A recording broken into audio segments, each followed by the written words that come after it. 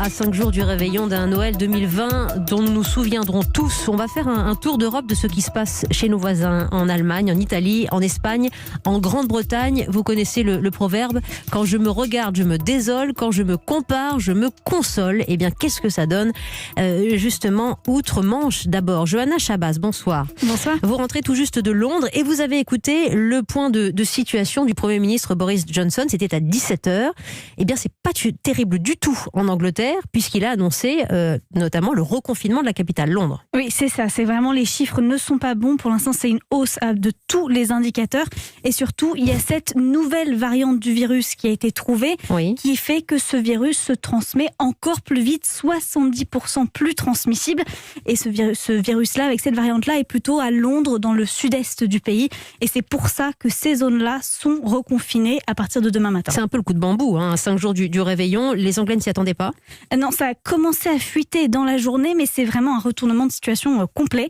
Normalement, Noël devait être sauvé. C'était vraiment la parole de Boris Johnson, je sauverai Noël. Oui. Et pas du tout. Là, ça fait que dans ces zones-là, pas d'invités extérieurs au foyer. C'est vraiment un Noël confiné à la maison avec les personnes. Non, on sort pas du tout. Je pense aux Français qui nous écoutent, qui habitent à Londres et qui éventuellement voulaient rejoindre leur famille en France. C'est pas possible. C'est pas possible. Vraiment, pour sortir, il faut un motif impérieux et il y a un risque de devoir se faire contrôler et d'avoir un justificatif pour expliquer pourquoi vous vous déplacez. On va revenir avec vous sur l'état de la politique sanitaire, l'acceptation aussi par les Britanniques, alors que la Grande-Bretagne a payé un très lourd tribut au virus, a été la première nation européenne à vacciner. Il y avait une valeur d'exemplarité, une logique d'exemple très clairement aussi là-dedans. Oui, tout à fait. Et puis là, on en est à 350 000 vaccinés en 11 jours à peu près. Et donc, il y avait vraiment cette idée, on est les premiers. Ils en ont parlé aussi à la conférence de presse, que c'est la solution. En attendant, c'était un peu l'excuse de oui, on vous reconfine pour Noël, mais regardez, on vaccine et ça va aller mieux l'année prochaine. C'est des sacrifices maintenant, mais pour aller mieux l'année prochaine. Bon, on va retrouver maintenant à Rome Blandine Hugonnet. Bonsoir Blandine. Bonsoir Wendy. On entendait les Italiens, les Romains en particulier, réagir à ce reconfinement assez sévère en Italie à partir de lundi. Vous nous rappelez un petit peu les choses. Qu'est-ce qui ferme, qu'est-ce qui reste ouvert ?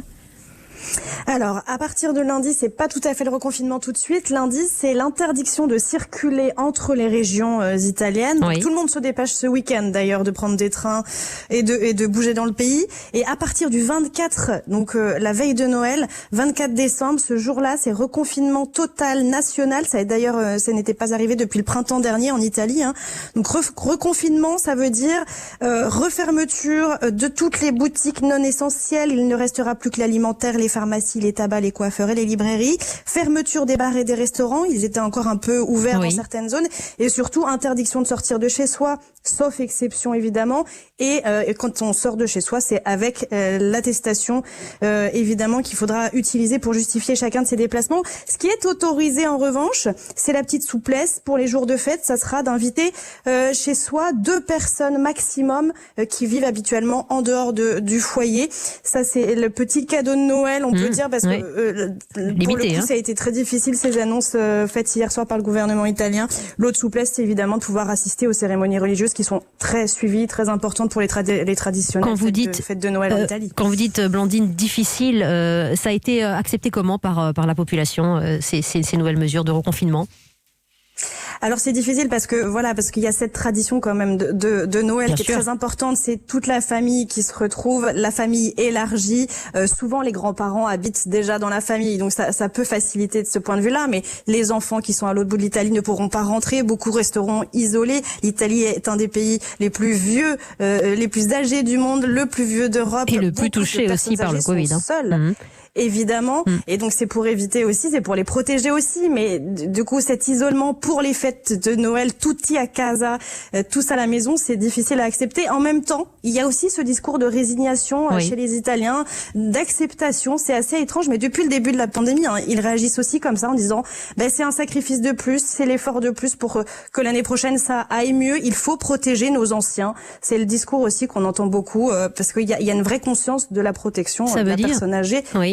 Qui vit dans la famille. Bien sûr, ça veut dire, Blandine, qu'il n'y a pas de sortie des corporations, des différents corps de métier, chez nous les restaurateurs, le monde de la culture, ça n'existe pas en Italie ? Si, bien sûr. Alors ça, c'est l'exception. Pour le coup, les secteurs économiques qui sont touchés notamment par ces nouvelles restrictions très dures là pour Noël, donc toutes ces fermetures des commerces et des restaurants, pour le coup, font beaucoup réagir dans la parole, parce qu'il n'y a pas d'action menée ou de critique qui ressort particulièrement dédiée directement vis-à-vis du gouvernement. C'est plutôt en parlant avec les gens spontanément, ils vont dire qu'ils sont déçus et que c'est très difficile pour eux. Il n'y a pas d'action menée aujourd'hui. En tout cas, c'est peut-être un peu tôt aussi, parce que ces annonces ont été faites hier soir tard. Ils se sont réveillés ce matin, les Italiens, en réalisant que à partir de la semaine prochaine, tout allait fermer. C'est la période la plus importante économiquement pour tous ceux qui ont dû fermer ces derniers mois, tous ces commerces et restaurateurs. Et voilà, aujourd'hui, c'est difficile pour eux, mais avec ces annonces de restrictions, le président du Conseil italien a aussi annoncé 645 millions d'euros d'aide qui seront versés immédiatement. Il a dit immédiatement, ce qui est très important en Italie, parce que la bureaucratie est tellement compliquée qu'on tient à ces mots, versés immédiatement sur les comptes bancaires de tous les secteurs économiques touchés par ces fermetures. Merci beaucoup, Blandine Hugonnet, en direct de Rome sur Europe 1. Je voudrais qu'on reste dans le sud de l'Europe avec Henri de Laguérie, qu'on retrouve à Barcelone. Bonsoir Henri. Bonsoir Wendy. Alors, il y a 17 régions en Espagne, donc c'est assez compliqué, vous n'allez pas vous faire le tour de l'Espagne, mais vous diriez quand même que c'est moins strict qu'en Italie, qu'en Grande-Bretagne, qu'en France, le protocole chez vous en ce moment? Alors écoutez, je dirais que c'est moins strict effectivement qu'en Italie, moins strict qu'en France. Ça dépend un peu de quel point de vue on se place, parce que c'est vrai que c'est moins strict. On peut aller au restaurant, ça dépend des endroits, ça dépend des horaires, mais enfin globalement on peut y aller dans quasiment tout le pays. En revanche, c'est assez difficile de se déplacer, et j'entendais le reportage d'Europe 1 en début de journal avec des Français qui sont dans les stations de train ici. Là, j'ai traversé la Catalogne aujourd'hui pour Europe 1. Il n'y a personne sur les routes parce qu'on n'a pas le droit de circuler pour le moment. On pourra circuler un petit peu à certaines dates autour de Noël si on va voir de la famille, mais globalement à Noël, le soir de Noël, les dyners seront limités à 6 ou 10 personnes, ça dépend un petit peu des régions, avec un couvre-feu qui sera cette fois-ci élargi à minuit. Mais globalement, un sondage vient de tomber. Alors ce n'est qu'un sondage évidemment, mais 80% des Espagnols disent qu'ils dîneront tout seuls, qu'ils n'inviteront personne pour dîner le soir de Noël, c'est-à-dire qu'ils resteront dans leur bulle familiale. Oui. Et encore une fois, ici, personne, en tout cas à la télévision, dans les médias, personne n'ose dire qu'il va se réunir, qu'il va voir sa famille ou ses grands-parents et qu'il a envie de les voir. Il y a aussi un sentiment un peu, sans doute beaucoup de gens vont le faire en réalité, mais on n'ose absolument pas le dire, et on craint surtout que d'ici jeudi et vendredi, d'ici la semaine prochaine, il y ait de nouvelles restrictions qui soient annoncées, parce que c'est vrai, l'Espagne, c'est le premier pays qui a été touché par cette deuxième vague dès la fin de l'été, donc on a eu des restrictions beaucoup plus tôt que vous, mais on n'a pas eu ce reconfinement total, sauf que là, ça y est, on parle déjà de cette troisième vague qui aurait déjà commencé. Et donc on craint un petit peu un nouveau tour de vis, même si a priori, on va sauver entre guillemets Noël. Enfin ça dépend. Vous comprenez, c'est très compliqué à vous entendre les uns et les autres. Il n'y a pas de situation qu'on a envie d'envier pour le coup, alors que le chef du gouvernement, Pedro Sánchez, est à l'isolement après avoir été cas contact d'Emmanuel Macron jusqu'au 24 décembre au moins. Merci beaucoup Henri de Laguérie. Hélène Cole à Berlin. Bonsoir Hélène. Bonsoir. Nous étions avec vous dimanche dernier et on évoquait le renforcement des contraintes sanitaires pour les Allemands face à une recrudescence de l'épidémie. Aujourd'hui, une semaine après ces mesures, le discours d'Angela Merkel, ces restrictions sont acceptées. Tout ça est bien passé, bien toléré, Hélène ? En fait, le pari fait par le gouvernement allemand, c'était de dire on fait le tour de vis assez tôt avant Noël, de manière à sauver Noël. Et effectivement, quand on regarde les sondages, il n'y a que 14% des Allemands qui sont contre ce dernier tour de vis qui a été passé il y a une semaine. Alors ça veut dire commerce non essentiel fermé, les écoles aussi fermées un peu avant la date des vacances scolaires. En fait, l'idée vraiment, c'était que tout le monde se mette dans une bulle, se mette sous cloche, dans l'espoir peut-être que d'ici le 24 décembre, les premiers symptômes, quand les symptômes apparaissent, les personnes malades s'isolent pour ne pas qu'il y ait une nouvelle vague de contamination entre le 24 et le 26 décembre, qui sont les 3 dates de Noël ici en Allemagne. Donc il est encore un peu trop tôt pour le dire, si ça portait ses fruits ou pas, mais en tout cas, le discours est respecté, car la situation est rude chez vous. 83% des lits de réanimation occupés, Hélène Cole, en Allemagne. Oui, effectivement. Alors, on a eu un premier train de mesure au mois de novembre qui a bloqué le nombre de contaminations à 20 000 nouveaux cas par jour.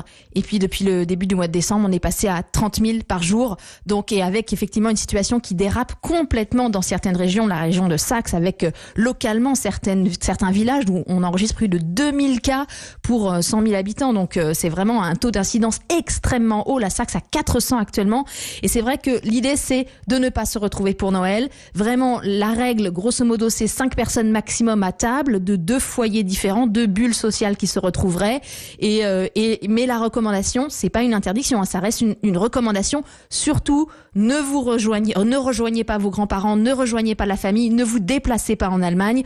On verra dans quelques jours si les Allemands respectent cette consigne ou si, malgré tout, ils tentent des retrouvailles en ayant plus ou moins respecté cette auto-quarantaine qui a été mise en place avec ce nouveau semi-confinement mis en place il y a une semaine. Voilà, vous avez ce tour d'Europe et ces copies assez conformes des modèles de restrictions sanitaires, plus ou moins d'acceptation, mais en tout cas un protocole de rigueur, à la fois en Allemagne où nous étions à l'instant à Berlin qu'en Italie, en Espagne ou en Grande-Bretagne.